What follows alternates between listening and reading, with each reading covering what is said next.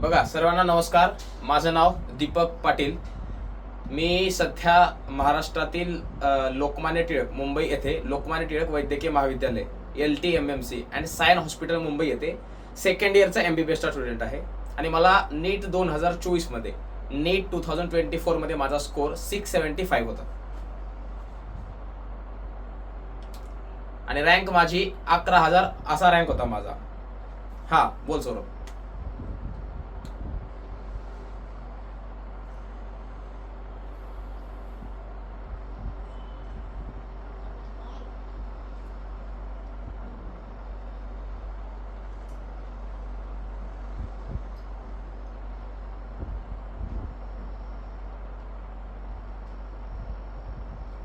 बघा, आता ज्यांना प्रश्न आहे की समजा आता माझा स्कोर मॉक टेस्ट मध्ये, पार्ट वाईज टेस्ट मध्ये 300 आहे, 350 आहे, 400, 500, म्हणजे 500 पासून तुमचा स्कोर 600 पर्यंत कसा जाईल, किंवा ह्या 300, 450, 500 मार्क पासून तुमचा स्कोर गव्हर्नमेंट मेडिकल कॉलेज भेटेल एवढ्या मार्क पर्यंत तुमचा स्कोर कसा जाईल, हा प्रश्न जर तुम्हाला आहे, बरोबर. मला काय वाटतंय, तुम्ही माझं सिलेक्शन होईल का नाही, किंवा मला किती मार्क्स पडतील, किंवा पेपर नीट 2026चा अवघड येईल सोपा येईल, माझं सिलेक्शन होईल का नाही, ह्याचा विचार न करत बसता तुम्ही फक्त आणि फक्त आता काय करायला पाहिजे, अभ्यास. सगळ्यात महत्वाचा प्रश्न, आपलं सिलेक्शन होईल का नाही याच्याबद्दल आपण डिस्कशन कधी करायचं, जेव्हा आपला 3 मेला पेपर होईल त्या दिवशी संध्याकाळी 6 वाजता आपण त्याच्यावरती विचार करू की आपलं सिलेक्शन होणार आहे का नाही. आता आपल्याला तो विचार करण्यासारखा, ते विचार करण्यासाठी आपल्यापाशी टाइम नाही. आता फक्त आपला टाइम जो आहे आपल्याला 2 गोष्टींमध्ये युटिलाइज करायचा आहे, ते म्हणजे मल्टिपल टाइम रिव्हिजन, सिलेबसचा आपल्या मल्टिपल टाइम रिव्हिजन आणि पेपर देणं आणि त्याचं पेपर अनालिसिस करणं. आपल्याला ह्या 2च गोष्टी करायच्या. मग सर सिलेक्शन होईल का नाही, बघा, तुम्ही तुमचा 100% एफर्ट्स द्यायला पाहिजे. जे तुमच्याजवळ लास्टचे 30-32 दिवस उरलेले आहेत ना, त्याच्यामध्ये तुम्ही तुमचं 100% एफर्ट्स द्यायला पाहिजे. मग 100% एफर्ट्स म्हणजे नेमकं काय करायचं, या 30 दिवसामध्ये आपल्याला शेवटी काय करायचं, आपल्या डिटेलमध्ये हाच आपल्या व्हिडिओचा टॉपिक आहे आजचा, ते मी तुम्हाला डिटेलमध्ये पुढे सांगतो की या 30 दिवसामध्ये काय करायला पाहिजे. तेव्हा सिलेक्शन होईल का नाही हे आपण सांगू शकत नाही, परंतु जर तुम्ही तुमचा प्रामाणिक प्रयत्न दिला, एक तुमचं जेन्युइन एफर्ट दिलं, तर तुमचं 100% सिलेक्शन होणार आहे, हे लक्षात घ्या. हा सौरभ पुढे. हा,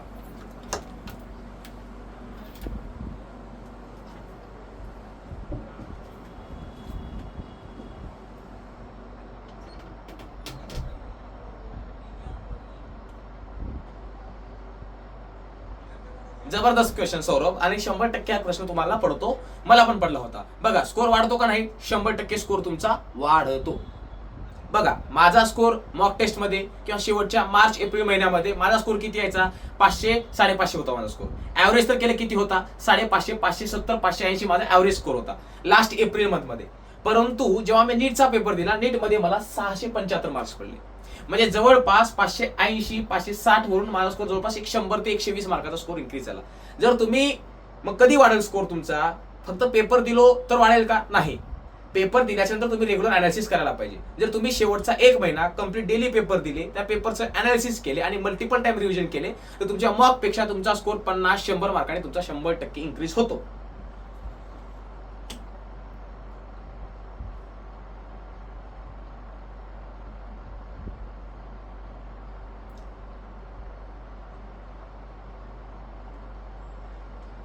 बघा, ओव्हर थिंक करायचं नाही, तुम्हाला डेली पेपर द्यायचा आहे, एक पर पेपर मिस नाही करायचा, तुमचं रिव्हिजन हो न हो, ठीक आहे.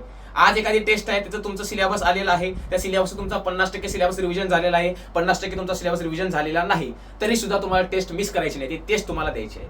तर टेस्ट दिल्याच्या नंतर त्याचा अनालिसिस तुम्हाला 3 ते 4 तास करायचा आहे. पेपर तुमचा 3 तासाचा असतो, त्याचा घरी आल्याच्या नंतर तुम्हाला 3 ते 4 तास त्याचं रिव्हिजन करायचं किंवा अनालिसिस करायचं. हे तुम्ही कंटिन्यू शेवटचे 30 दिवस तुम्ही कंटिन्यू सायकल मेंटेन केली. काय करायचं, 2-3 गोष्टी, सकाळी उठायचं, रिव्हिजन करायचं, मग 2 ते 5, 2 ते 5 ऑनलाईनचा टायमिंग काय असतो, 2 ते 5 मध्ये असतो. मग ते 2 ते 5 मध्ये तुम्हाला डेली एक ऑफलाईन पेपर द्यायचं, शक्य असेल तेवढा ऑफलाईन देण्याचा प्रयत्न करा. ते पेपर दिल्याच्या नंतर संध्याकाळी घरी येऊन 1 तास ब्रेक घेऊन तुम्ही ते पेपरचं अनालिसिस करा. हे कंटिन्यू सायकल तुम्ही मेंटेन करायची. एवढं जरी केलं तरी तुमचा स्कोर 100 ते 150 मार्क्सनं इन्क्रीज होतो. एवढंच करायचं, दुसऱ्या काहीच गोष्टी नवीन करायचं नाही, नवीन ट्राय करायचं नाही, नवीन रिसोर्सेस वापरण्याची आवश्यकता नाही.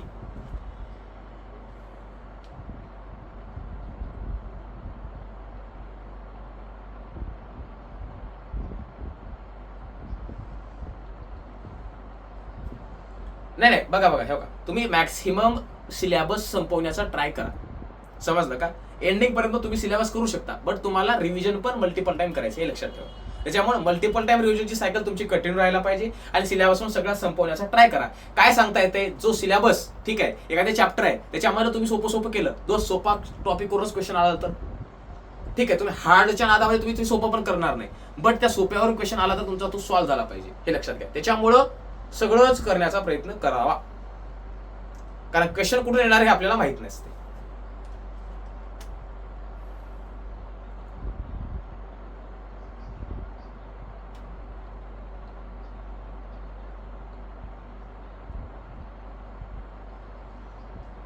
फॉर्म्युला शीट बनवायला जास्त टाइम लागत नाही. फॉर्म्युला शीट जर तुम्ही वर्षभर बनवली नसेल तर आता फॉर्म्युला शीट तुम्ही बनवू शकता, त्याला जास्त टाइम लागत नाही. फक्त फॉर्म्युला शीट तुम्ही बनवू शकता आणि त्याचं रिव्हिजन साठी यूज करायचं. Writing practice, not only reading. Along with reading you must practise by writing. हा सौरभ.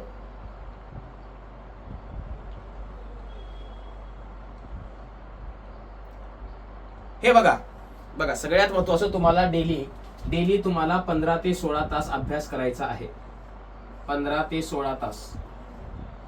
मग हे कुठपर्यंत करायचं तुम्हाला 15 ते 16 तास अभ्यास? हे अभ्यास करायचं तुम्हाला 25 एप्रिल पर्यंत.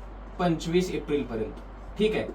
त्याच्यानंतर काय करायचं, तुम्हाला 8 ते 9 तास झोप घ्यायचं. बट आता इथून आज किती तारीख आहे, 3 मार्च आहे, 3 मार्च पासून 25 एप्रिल पर्यंत तुम्हाला डेली 15 ते 16 तास अभ्यास करायचा आणि फक्त 5 तास झोप घ्यायची. मग ते कसं पण असेल, ते विद्यार्थ्यावर डिपेंड करेल की त्याची स्लीप सायकल कशी असेल, ते बायोलॉजिकली नीट ऍस्पिरंटवर डिपेंड करेल.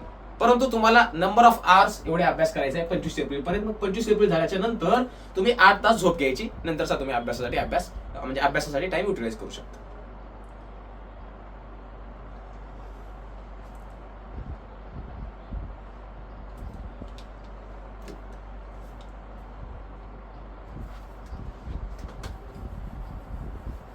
ठीक आहे. लास्ट मंथ मध्ये मी काही गोष्टी नवीन रिसोर्स यूज नाही केला. जे मी वर्षभर केलं तेच केलं आणि डेली क्वेश्चन पेपर म्हणजे डेली ऑफलाईन टेस्ट द्यायचो, ते घरी आल्यानंतर त्याच्यावर अनालिसिस करायचं आणि जो सिलेबस आपला कम्प्लीट आहे तो सिलेबस मी 2 ते 4 दिवसामध्ये कम्प्लीट रिव्हिजन करण्याचा प्रयत्न करायचा. त्याच्यानंतर पेपर दिल्याच्या नंतर कमी मार्क्स यायचे. ठीक आहे. कमी मार्क्स आल्याच्या नंतर डिमोटिवेट न होता माझं कुठं चुकलं, ठीक आहे, मग ते चुकल्याच्या नंतर त्याच्यावर टाइम देणं, ते अनालिसिस करणं, मग ते एनसीआरटी मध्ये ते शोधणं, मग ठीक आहे एनसीआरटीचं मग डिटेल मध्ये अनालिसिस करणं त्या क्वेश्चनचं, माझा प्रश्न कुठून चुकला, ते चुकण्यामागचं कारण काय, त्याची कन्सेप्ट काय, मला समजली नाही का, मग ते नोटिंग डाऊन करणं, त्याच्यावरती कुठले पीवायक्यू आलेत का, मग हे डिटेल्ड अनालिसिस करायचं. ह्या 2-3 गोष्टी मी एंडिंग पर्यंत केलं. दुसरं काहीच नवीन गोष्टी ट्राय करायचं नाही. जास्त फोकस आपला पीवायक्यू वर असायला पाहिजे. पीवायक्यू बरोबर आपला फोकस पेपर अनालिसिस आणि जे डेली आपण टेस्ट देतो, ह्या 2च गोष्टी तुम्हाला रिपीटेड वे मध्ये सॉल्व्ह करायच्या आहेत. जो आपण मॉक टेस्ट मध्ये पेपर देतो ते प्लस पीवायक्यू, ह्या 2-3 गोष्टी मेंटेन करायचं. प्लस फिजिक्स असेल, फिजिकल केमिस्ट्री असेल, त्याचं फॉर्म्युलाचं मल्टिपल टाइम रिव्हिजन करायचं तुम्हाला. बायोलॉजीची ओनली अँड ओनली यासाठी रिव्हिजन करायचं. ह्या 3 गोष्टी तुम्ही 3-4 गोष्टी रिव्हिजन करा. ह्याच्याशिवाय दुसरं एंडिंग मंथ मध्ये काहीच करण्याची आवश्यकता नाही आणि स्वतःवर कॉन्फिडन्स ठेवायचा आणि पेशन्स ठेवायचा.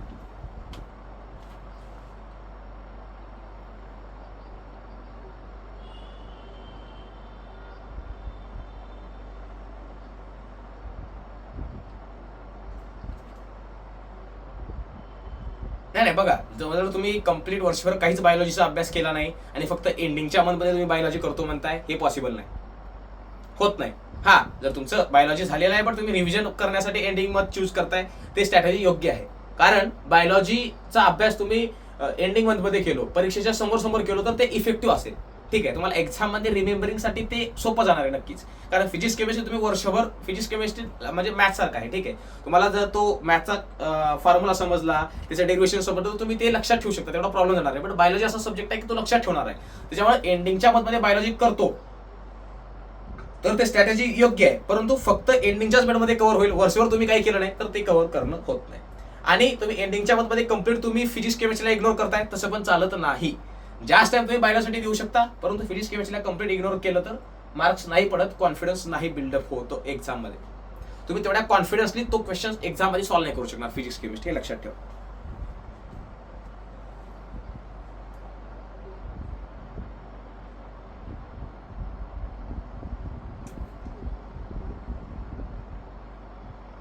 बघा सगळ्यात महत्वाचं, आपण आता बालवाडीचे लेकर राहिले नाही किंवा लहान लेकर राहिले नाही किंवा पॅरेंट्स प्रेशर करतात. पॅरेंट्स प्रेशर करतायत, पॅरेंट्सचा प्रेशर आहे तो तुम्हाला समजायला पाहिजे. तो कोणासाठी म्हणतात पॅरेंट्स, की तुमच्या भल्यासाठी. समजलं का? पॅरेंट्स तुमच्या भल्यासाठी बोलतात हे तुम्हाला समजलं पाहिजे. त्याच्यामुळं त्या तुमच्या भल्यासाठी तर त्या एक दोन गोष्टी तुम्हाला बोलत असतील किंवा तुमचा स्कोर दुसऱ्या विद्यार्थ्याशी कम्पेअर करत असतील तर ते स्वतःला वाईट वाटून घेण्याचं कारण आहे. कारण तुम्ही एवढे तरी मॅच्युअर आहात की पॅरेंट्स कोणासाठी बोलत आहेत, पॅरेंट्सचा त्याच्यामध्ये काही स्वार्थ आहे का, तुमचा नंबर लागण्यामध्ये पॅरेंट्सचा काही स्वार्थ आहे का? नाही. नक्कीच त्यांना तुमचा अभिमान वाटणार आहे. त्याच्यामुळं कुठेतरी प्रत्येक पॅरेंट्सची आपली इच्छा असते की आपलं लेकरू डॉक्टर बनलं पाहिजे, आपलं लेकरू आपलं नाव मोठं केलं पाहिजे, इंजिनियर बनलं पाहिजे, खूप मोठा झाला पाहिजे, असं पॅरेंट्सला वाटते. त्या भावनेने ते आपल्याशी बोलतात. त्याच्यामुळं त्याच्याकडे एवढं जास्त तुम्ही लक्ष नाही द्यायला पाहिजे किंवा त्याचं एवढं मनावर टेन्शन नाही घ्यायला पाहिजे. ते कुणासाठी बोलतात पॅरेंट्स? आपले पॅरेंट्स आपल्यासाठी बोलतात. हे एवढं सरळ सोपं आहे. त्याच्यामुळे त्याचा जास्त ताण न करता तुम्ही स्वतःवर फोकस करा, स्वतःच्या प्रोग्रेसवर फोकस करा. बाकी ह्या कंपॅरिझन किंवा पॅरेंट्स कंपॅरिझन केल्या ह्या निगेटिव्ह गोष्टीकडे अट्रॅक्ट नका हो.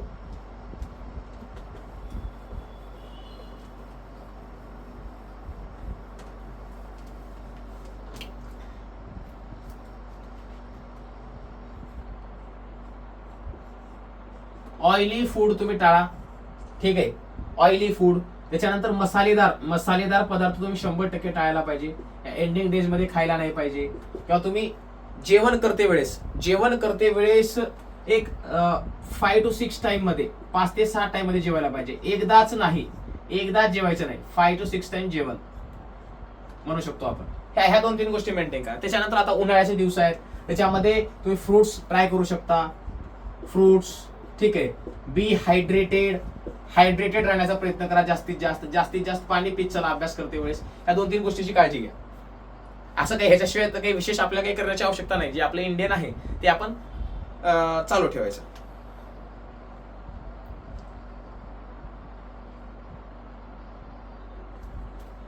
ओके.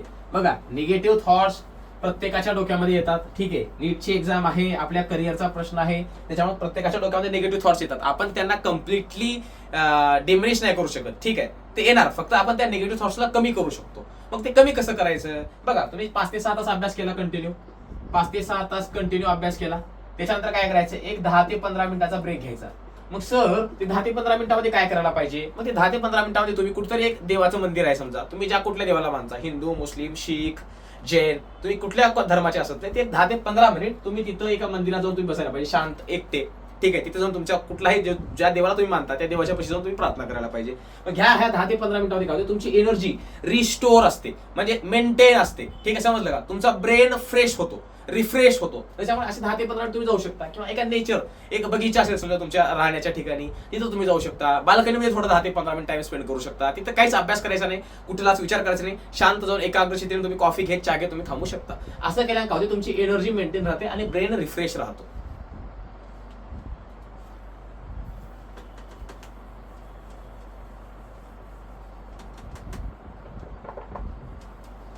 बघा शेवटचा महिना आहे, सगळ्यात महत्वाचं लास्ट 30 डेज तुमच्यापाशी शिल्लक आहेत, बरोबर.